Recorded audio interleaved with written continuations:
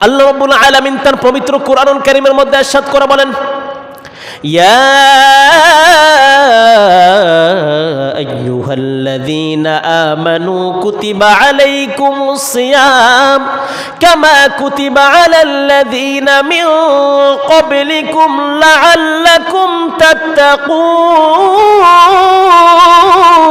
আল্লাহু আকবার। আল্লাহ রাব্বুল আলামিন বলেন, হয় ঈমানদারগণ শোনো শোনো, তোমাদের পূর্ববর্তী উম্মতের উপর যেমনি ভাবে রোজাকে ফরজ করা হয়েছিল তেমনি ভাবে তোমাদের উপরে রোজাকে ফরজ করা হয়েছে। সুবহানাল্লাহ পড়ি আমরা।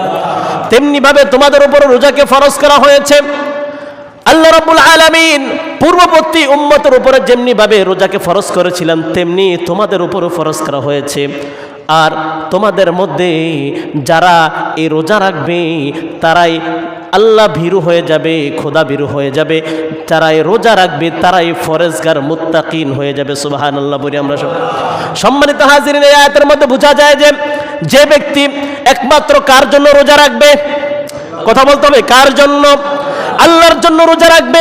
যে ব্যক্তি আল্লাহকে রাজি খুশি করার জন্য রোজা রাখবে, আল্লাহ রাব্বুল আলামিন এই আয়াতের মধ্যে বলেছেন ওই ব্যক্তি হলো খাঁটি মুমিন মুত্তাকিন ফরেজগার। সুবহানাল্লাহ।